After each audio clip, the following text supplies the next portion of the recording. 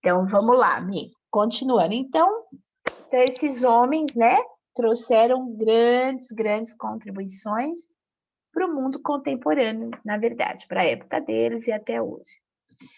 Para nós chegarmos a uma ideia legal, né, do que foi o arcadismo, mais uma vez, então, nós vamos retomar o contexto histórico. Nós vamos começar por esse contexto histórico da Europa, tá? Então, já vimos que esse arcadismo nasceu em pleno iluminismo. E quando nós olhamos o iluminismo, na verdade, nós retomamos, a gente consegue ver o que havia no contexto histórico, onde se desenvolveu esse arcadismo. Então, a gente tem, primeiro, queda das monarquias absolutistas por todo o mundo europeu. Então, a burguesia começa a se fortalecer, vem o mercantilismo, ela que quer o poder, vem, né, os movimentos da revolução, então há uma queda dessas monarquias absolutistas. Ao mesmo tempo que essas monarquias caem, com o fortalecimento do comércio, o fortalecimento do mercantilismo, uma coisa ligada à outra, nós temos a ascensão da burguesia, que essa ascensão já vem lá da Renascença, né? Juntamente com o desenvolvimento que começou lá na Renascença, com essas pesquisas, a coisa do conhecimento, nós vamos ter o desenvolvimento técnico e tecnológico. Êxodo rural, como nós comentamos. Então, vem a Revolução Industrial, a galera sai do campo e vem para a cidade. Investimento em educação em massa. Aqui começam, né, a se preocupar não só com aquela educação direcionada, aquela educação do mestre em grupo, então é a educação em massa do povo. Ampliação da população urbana, já comentei, a Revolução Francesa e a Revolução Industrial. Então, tudo isso estava acontecendo na Europa. É claro que aqui no Brasil nós sofremos, sim, as consequências desse contexto histórico. É óbvio que não dá muito para separar, né? Mas aqui no Brasil nós também estamos vivendo um momento particular, né? Quando a gente vai ali nos princípios da Revolução Francesa, nos princípios de liberdade, igualdade, fraternidade, esses princípios de liberdade iluministas chegam às colônias, eles chegam às Américas, né? Então, esse princípio de liberdade, igualdade, fraternidade, a necessidade da liberdade, a, a busca pela participação do povo, pelo direito político de cada um, também chega às colônias. E começam pelo mundo colonial também os primeiros movimentos de independência. E aqui no Brasil não vai ser diferente. Então, enquanto aqui na Europa, né, nós estamos vivendo tudo isso aqui, ó, a burguesia no poder, desenvolvimento técnico, tecnológico, êxodo rural, aumento da população urbana, Revolução Francesa e Revolução Industrial, aqui nós ainda éramos o Brasil colônia. E esse arcadismo vai surgir exatamente no mesmo período em que aqui no Brasil nós vamos viver a Inconfidência Mineira, tá? É importante aqui explicar para vocês uma coisa, de onde veio o nome arcadismo, questão do arcadismo. Arcádia seria uma região da mitologia grega, da antiguidade clássica, por isso arcadismo, eles retomam, tá? Então, nós estamos aqui, olha, ele teve início no Brasil exatamente aqui, em 1768, com a publicação das obras poéticas de Cláudio Manuel da Costa. Nessa época, O polo cultural, então hoje o nosso polo cultural aqui no Brasil, Rio de Janeiro, São Paulo, né? A impressão que a gente tem é que tudo tem que acontecer primeiro nessas duas cidades, para depois acontecer no resto do mundo. Então, o polo cultural nessa época, no século XVIII, era Vila Rica, que é a atual Ouro Preto. Então, nesse palco aqui, nesse cenário, é que existiam os intelectuais, é aqui que os jovens frequentavam à noite, frequentavam as rodas intelectuais, produziam, e aqui nasceu o movimento da Inconfidência Mineira. Um movimento que teve a participação, movimento libertário, que teve a participação dos intelectuais. Foi um movimento que buscava, acima de tudo, libertar o Brasil das mãos de Portugal, certo? E a contenção desse movimento foi mais violenta do que a gente pensa. Então, a gente coloca assim, houve a traição, né? Então, Joaquim Silvério dos Reis delatou os meninos, delatou o movimento, e Tiradentes é o mártir dessa Inconfidência. Primeiro, ele me parece que dos envolvidos, Tiradentes era o único que não tinha parentes, não tinha pessoas de influência na corte. E alguém precisava ser punido severamente por esse levante. Então, sendo líder ou não, era mais viável que ele arcasse com o maior bolo aí da conta, né? Com a maior fatia. Ele foi, na verdade, enforcado, e o corpo dele foi esquartejado em praça pública, né? O esquartejamento, só lembrando que é uma forma brutal, né? Em que os membros são atados a cavalos dos lados, e esses cavalos são disparados e o corpo se parte. Então, e depois de todo esse horror, de toda essa coisa da morte, partes do corpo de Tiradentes foram expostas nas ruas, atadas aos postes de Vila Rica, né? E deixados lá como uma cena de horror, para que as pessoas soubessem o que poderia acontecer àqueles que enfrentassem a coroa portuguesa. Os jovens, né, que participavam desse movimento, que ao mesmo tempo tinham uma vida literária já ativa, então, Cláudio Manuel da Costa e Tomás Antônio Gonzaga. Vejam, olha, Cláudio Manuel da Costa deu início, a obra dele, Obras Poéticas, deu início ao arcadismo no Brasil, em 1768. Cláudio Manuel, depois da Inconfidência, por conta da Inconfidência, ele foi preso, né? E, incrivelmente, como aconteceu em algumas outras vezes na nossa história, ele teria se suicidado na prisão.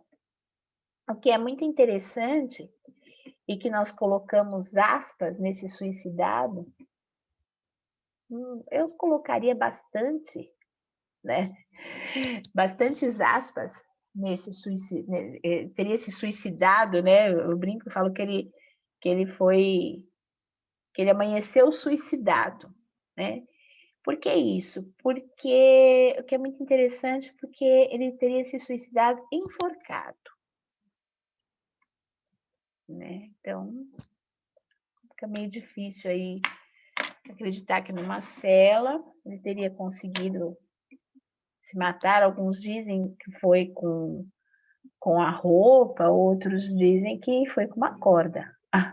Enfim, o suicídio dele até hoje é bastante questionado.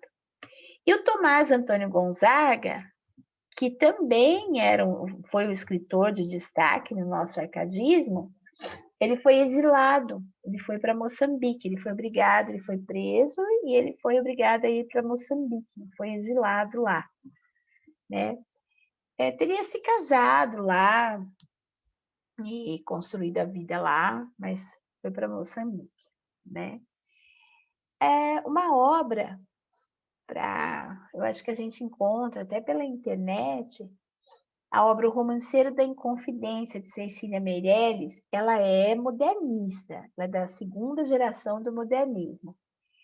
Mas essa obra conta muito todo esse processo aqui da Inconfidência, de como foi feito, qual foi a punição. Então ela fala bastante, ela descreve os horrores desse Pro, processo. Oiê, o Romanceiro da Inconfidência tá nas leituras obrigatórias, né? Ou não? isso Tá, mesmo, né? tá sim. Eu ia falar isso para você, ele tá. E é um livro que nós vamos começar a ver, Milene, nas aulas. Eu vou começar a repartir as aulas para a gente analisar os livros da FUVEST. Então, o primeiro que a gente vai fazer, eu ia começar pelo Nove Noites, que também está, e aí nós vamos ver todos eles, tá? Vou começar, eu estou adiantando, e nós vamos estudar juntos os livros. E esse romanceiro está. Ele já caiu uma vez, ele já entrou nessa lista há muito tempo e agora eles retomaram, tá? Muito propício. Ah, bacana, a gente vai estudar cada um deles então, Vai. porque eu É, tenho a lista anotada aqui, mas o é. único que eu tenho físico e que eu consegui ler de verdade foi o Terra Sonâmbula. Todos os outros eu não tenho, PDF eu não curto muito ler, mas que bom que a gente vai estudar então. Nós vamos estudar todos eles, tá bom? Ah, é, eu vou começar pelo Nove Noites, inclusive. Então, bora lá.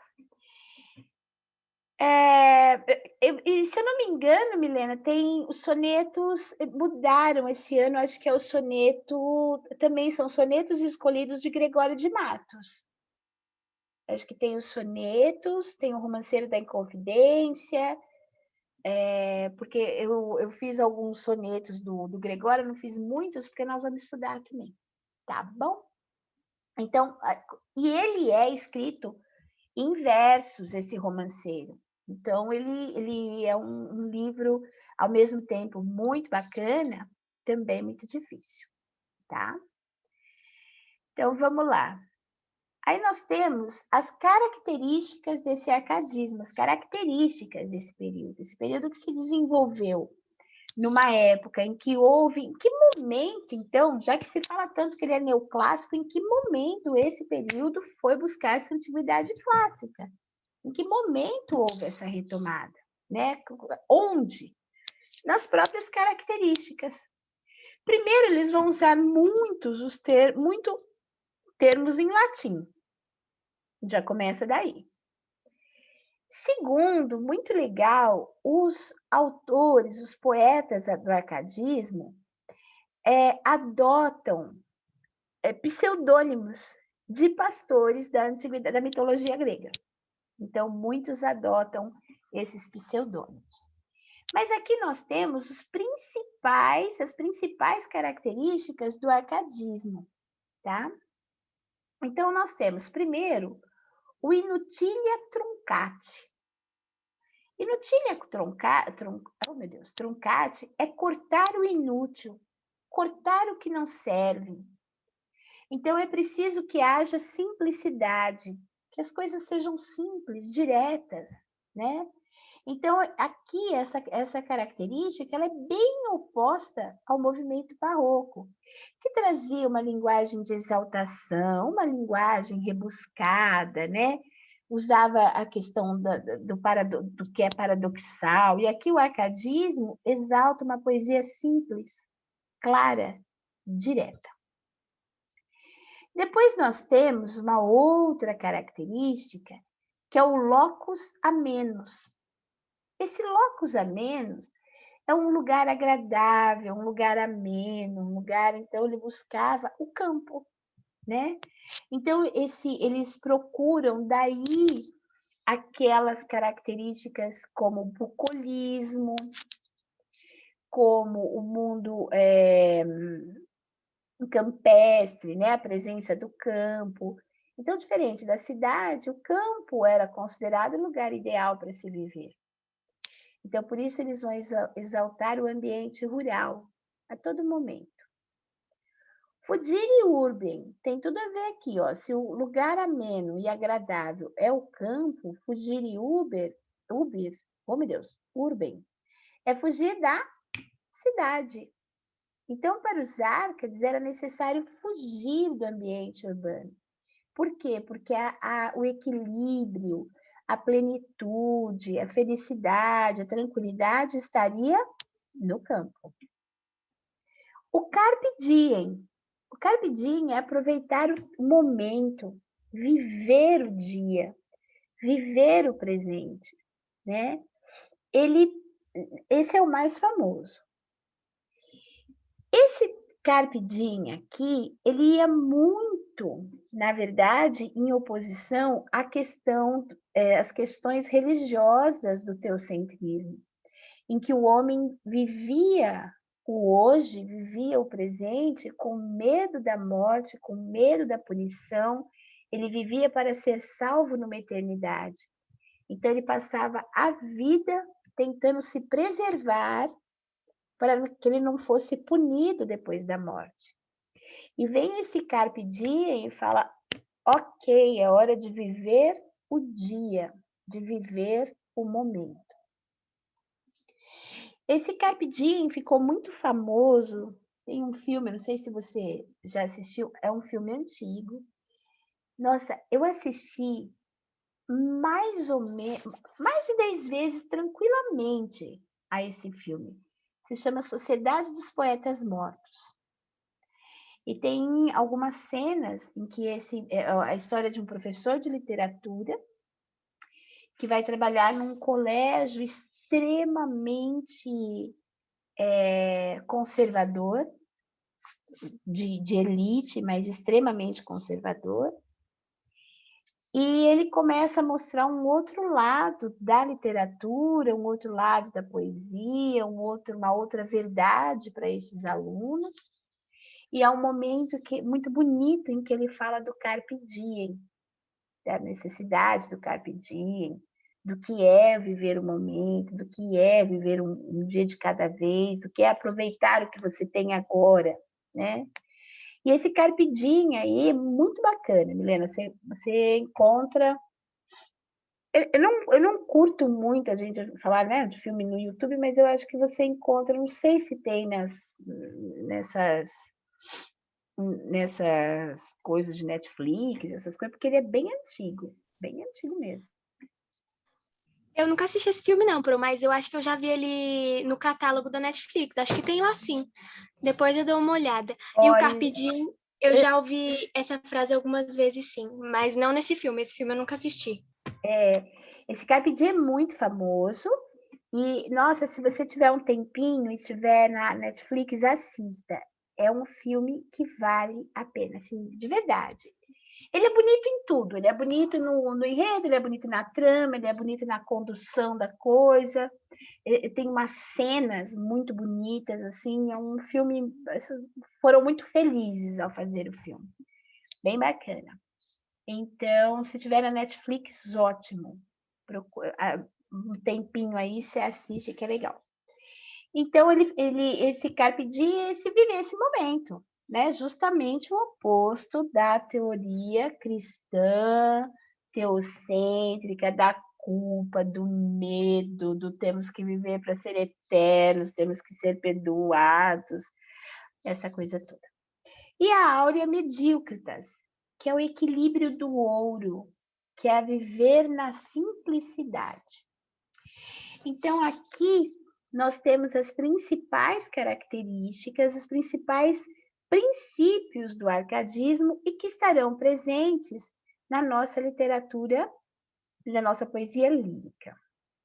Então, aqui também, além dessa questão, né, dessas características, existe uma questão do bom selvagem que é resgatado no arcadismo. Muito legal, nós vamos ver durante os diferentes períodos da literatura a figura do selvagem ou do índio também, né, no nosso caso do índio brasileiro, ele vai ser retomado de maneiras diferentes, tá?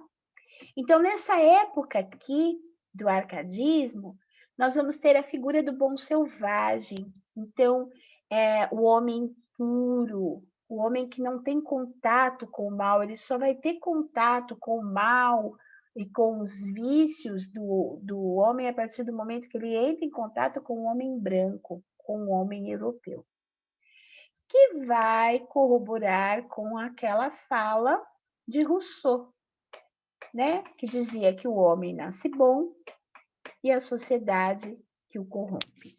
Então, nós temos essa figura do bom selvagem. Essa figura do bom selvagem vai ser um pouquinho diferente, ela vai ser retomada, mas ela vai aparecer com uma outra intenção daqui a pouquinho no romantismo.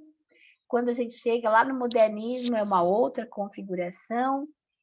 E em 9 Noites, Bernardo Carvalho não faz questão alguma de trazer essa imagem inocentada do indígena. Ele não coloca como nada de caráter, em alguns momentos até inocente, inocente em relação à nossa cultura, né? Mas ele não tem, o narrador não tem empatia pela cultura indígena, assim, ele não se sente à vontade ali. O que é bem interessante, porque ele fica totalmente despido de qualquer forma ali de filtro, né? Que a literatura teria, ou com a figura do bom selvagem aqui teria. Bem bacana. Acho que é um ponto importante para nós explorarmos, que pode gerar questões aí no vestibular, tá? Então, vamos lá. O arcadismo no Brasil. O arcadismo no Brasil se desenvolveu em 3 vertentes. Eu tenho a poesia lírica, eu tenho a satírica e eu tenho a épica. Eu vou ter o poema lírico, o poema satírico e o poema épico dentro do arcadismo. Então, nós temos aqui, nesse arcadismo, a poesia lírica, aquela que vai expressar os sentimentos, aquela que vai falar do amor, da saudade, né? Muito interessante nós comentarmos uma coisa. Nós já falamos que existem as características gerais de um período literário.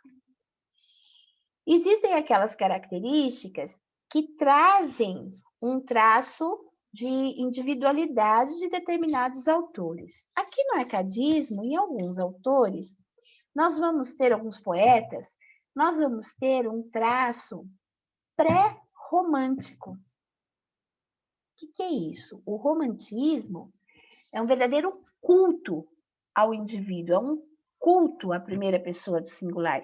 Eu adoro o romantismo, mas ele tinha esse exagero, esse subjetivismo. E em alguns momentos aqui, através dessa poesia lírica, inclusive, nós vamos ter esses traços do subjetivismo, essa primeira pessoa do singular. Quem vai desenvolver? O Tomás Antônio Gonzaga participa de duas modalidades. Ele faz parte da poesia lírica, ele é um poeta lírico do arcadismo, com o poema que nós vamos ver agora, daqui a pouco, Eneida. E o Cláudio Manuel da Costa também. A nossa poesia lírica vai seguir exatamente os preceitos que nós vimos ali das características lá de baixo. Então, vai ter um ambiente bucólico, pastoreiro, né? Ambiente sentimental, vai buscar o equilíbrio, o carpe diem, a vida no campo e etc. A poesia satírica do arcadismo vai se destacar, o autor vai se destacar com Tomás Antônio Gonzaga, mas veja, durante muito tempo foi discutido se a autoria era mesmo de Tomás Antônio Gonzaga, das cartas chilenas. Porque imagine, né, essas cartas chilenas circulavam na colônia como um periódico, elas apareciam Eram cartas, supostamente, escritas por o Critilo.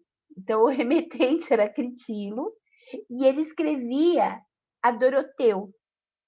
Mas tanto Critilo quanto Doroteu eram os pseudônimos criados pelo autor. E ele usava, né, como se fossem cartas. Então, o Critilo escrevia essas cartas, e ele escrevia as cartas para o amigo Doroteu, e essas cartas continham críticas pesadas.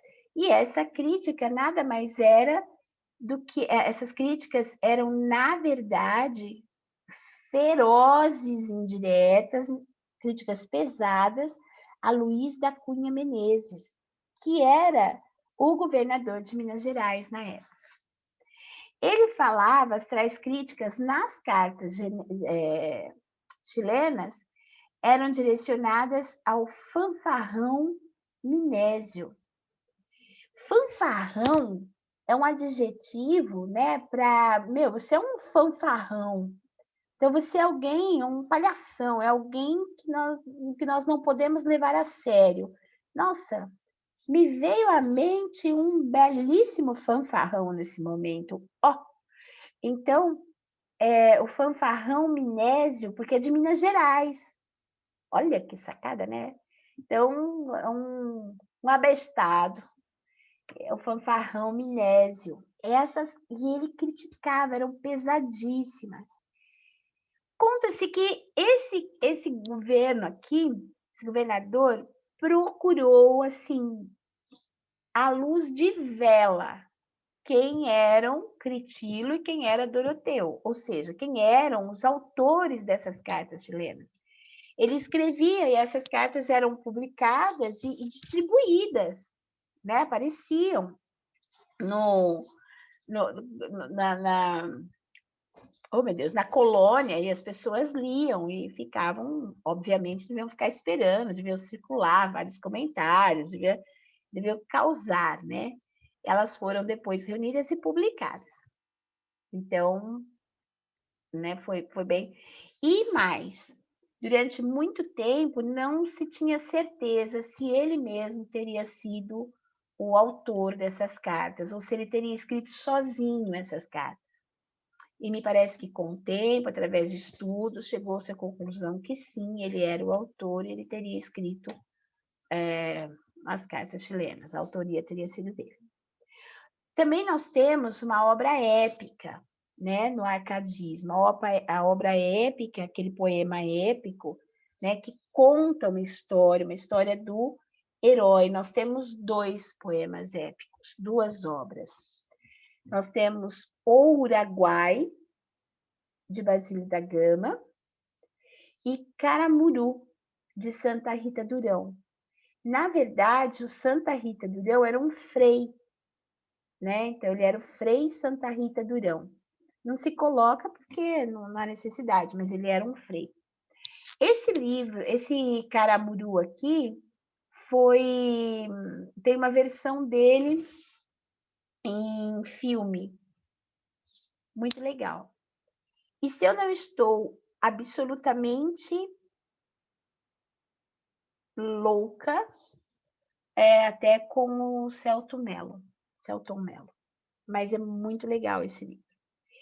A Uraguai. E nós temos dentro, né, dessas 3 vertentes, os nossos principais autores do arcadismo. Então, como nós já vimos, são Tomás Antônio Gonzaga, ele fez Marília de Dirceu e Cartas Chilenas. Basílio da Gama, né, que produziu Epitâlamio, As Núpcias da Senhora Dona Maria Malha, O Uraguai, A Declamação Trágica, Os Campos Elíseos. Campos Elíseos também é uma região do classicismo, da mitologia grega, tá? Relação Abreviada da República e Linitivo da Saudade e Quitúbia. Então, mas o que se destaca de Basílio da Gama é o Uraguai, tá? Temos Frei de Santa Rita Durão, ou Santa Rita Durão, que fez Pro Anima Studiorum Instauratione e Horácio, é oração mesmo, é um texto, né, voltado para a religião, e Caramuru, que é um poema épico. E Cláudio Manuel da Costa, né, com culto métrico, minúsculo métrico, epicédio, obras poéticas de Glauceste Satúrnio. Glauceste Satúrnio é o nome de um pastor que teria sido adotado por Cláudio Manuel da Costa. Então, alguns poetas adotavam nomes de pastores da mitologia grega e assinavam, né? O Parnaso, obsequioso e obras poéticas, Vila Rica e poesia manuscrita. Isso tudo ele escreveu, né? E depois depois que ele participou da Inconfidência, ele morreu. E assim mesmo deu tempo dele ter uma produção até relevante, né? Então, algumas dessas obras, como eu falei para você, nos trazem alguns traços do pré-romantismo. Eu peguei aqui um trecho pequenininho de Marília de Dirceu, só que aqui, será que é só esse trecho mesmo? Não, não está quebrado mesmo, não. De Marília de Dirceu, para nós vermos a presença das características do arcadismo aqui, tá? Então, vamos lá. É bom, minha Marília, é bom ser dono de um rebanho que cubra monte e prado. Porém, gentil pastora, o teu agrado vale mais que um rebanho e mais que um trono. Noto, gentil Marília, os teus cabelos, e noto as faces de jasmins e rosas.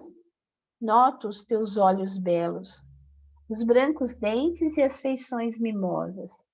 Quem faz uma obra tão perfeita e linda, minha bela Marília, também pode fazer os céus e mais, se há mais ainda.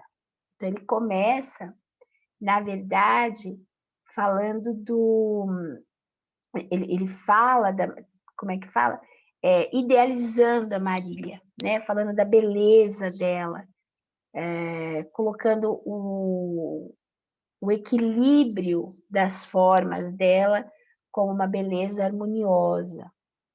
Nós temos aqui a presença do campo. Olha, então eles estão no campo e eles são pastores. E ele está falando para ela que é muito bom ser dono de um rebanho, ou seja, ter riqueza. Então, dono de um rebanho que cubra monte e prado. Então, dono de um grande rebanho. Mas melhor que ter esse grande rebanho, né, é ter o agrado dela, que ela goste dele. É cair nas graças dela. Por quê? Porque isso vale mais que rebanho e mais que trono. E aí ele vai falando do que ele nota nela e descreve a beleza dela como algo perfeito. Então, nós temos primeiro aqui, presença do que é rural, presença do campo. Segundo, eles são pastores, ambos são pastores. Terceiro, uma vida simples. Ele daria a riqueza dele por uma vida simples com ela, né? Também fala que aqui eu não coloquei o trecho, caramba, eu não coloquei exatamente o trecho em que ele fala que é bom ele aproveitar cada minuto com ela, que é exatamente a questão do carpe diem, tá? E temos aqui, olha, a presença já da primeira pessoa. Eu noto, minha pastora. Então, nós já temos aqui um namoro com essa presença da primeira pessoa que pode trazer alguns traços do pré-romantismo, tá? Esse poema é longo, então, como bem diz aqui a Roberta, né? Roberta Frank, professora de literatura, que essa obra, Marília de Dirceu, é um dos principais poemas do arcadismo luso-brasileiro. Na verdade, nós temos alguns poetas ainda no arcadismo que nasceram em Portugal e vieram para cá, crianças, e alguns, os pais eram portugueses da primeira geração, eles poderiam até ter nascido aqui, mas eles estudaram em Portugal, então existe uma influência dessa literatura ainda muito forte, por isso considerado um arcadismo, né? Ele é um poeta luso-brasileiro, luso de Portugal, tá? Esse poema, na verdade, é dividido em 3 partes, e ele foi divulgado e distribuído, publicado em momentos diferentes da vida do escritor. Então, em 1792 veio a primeira parte, em que ele fala com Marília, ele fala da beleza dela, do campo. Em 99, ele fala da saudade que ele tem dela, que ele está em terras distantes, né? E aí ele publicou uma segunda parte, e a terceira parte ele fala da tristeza no desterro, de não poder mais vê-la. Na verdade, o poema existia mesmo, uma mulher, Marília teria sido uma não com esse nome, né, porque é um nome também da Antiguidade Clássica, ele teria mesmo sido apaixonado por uma mulher aqui no Brasil, e que ficou esperando, e que assim, ficou sozinha, teve uma vida solitária, parece que morreu até ainda jovem, quando ele foi desterrado, quando ele foi exilado. Mas ele, em Moçambique, casou novamente não, desculpa, ele se casou com uma mulher em Moçambique, se não me engano, até mais velha que ele, etc. Então, teve uma vida também um pouco polêmica, o senhor Tomás Antônio Gonzaga. Então, do arcadismo, Milena, desculpe, o importante, né, esses traços são muito importantes, nós reconhecermos a característica, reconhecermos o contexto histórico, reconhecermos como esse contexto histórico contribuiu para a formação desse período, isso que é importante, aliás, em todos os períodos. Mas o arcadismo, ele vem ele vem entre a contradição, a ambiguidade do barroco, e ele vai fazer uma ponte, né? Ele vem com toda essa questão, essa retomada do classicismo, para que nós cheguemos no próximo período, que é o romantismo, tá? Que aí é totalmente diferente, aí é uma busca totalmente diferente, certo? E nas próximas aulas você pode aguardar também que a gente vai estudar os livros aí da FUVEST. Tudo bem? Fechamos? Tudo bem, sim, Pro, fechamos. Então, não sei se eu entendi, arcadismo fechou, a próxima aula a gente vai ver romantismo já, ou ainda tem algum? Não, acabamos. Tá bom, gente? Acabou. Acabamos, tá bom. Isso. Já foi arcadismo, já foi barroco, e aí nós vamos começar a próxima aula, romantismo. Beleza? Beleza, Pro, obrigada pela aula. Imagina, Milena, eu que te agradeço, boas coisas. Depois eu vou passar o link para ir para o YouTube e vou passar esse arquivo para você, tá bom? Pelo grupo. Tá bom, obrigada, Pro. Boa Beijão. noite para a senhora. Para você também, querida. Até mais, viu?